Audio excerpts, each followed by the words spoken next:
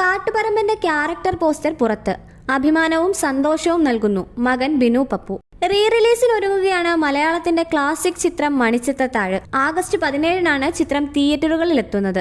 ഇപ്പോഴിതാ ചിത്രത്തിന്റെ പുതിയ ക്യാരക്ടർ പോസ്റ്റർ എത്തിയിരിക്കുകയാണ്. കുതിരവട്ടം പപ്പു അവതരിപ്പിച്ച കാട്ടുപറമ്പന്റെ പോസ്റ്ററാണ് പുറത്തിറങ്ങിയത്. പപ്പുവിന്റെ മകനും നടനുമായ ബിനു പപ്പുവാണ് പോസ്റ്റർ സോഷ്യൽ മീഡിയയിൽ പങ്കുവച്ചിരിക്കുന്നത്. അച്ഛൻ മരിച്ച് 24 വർഷങ്ങൾക്ക് ശേഷം അച്ഛൻ അഭിനയിച്ച ഒരു സിനിമ വീണ്ടും റിലീസ് ചെയ്യുമ്പോൾ അതിന്റെ ക്യാരക്ടർ പോസ്റ്റർ ഷെയർ ചെയ്യാൻ പറ്റുന്നു എന്നത് എന്നെ സംബന്ധിച്ച് ഒരുപാട് അഭിമാനവും സന്തോഷവും നൽകുന്ന കാര്യമാണ്.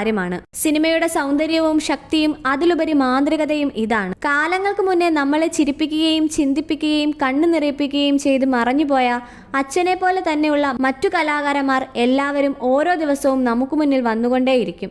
കലാകാരന്മാർക്ക് മരണമില്ല. ഓരോ ദിവസവും ഓരോ കഥാപാത്രങ്ങളായി ചിരിപ്പിച്ചും ചിന്തിപ്പിച്ചും സിനിമ അവരെ ഓർമ്മപ്പെടുത്തിക്കൊണ്ടേയിരിക്കും.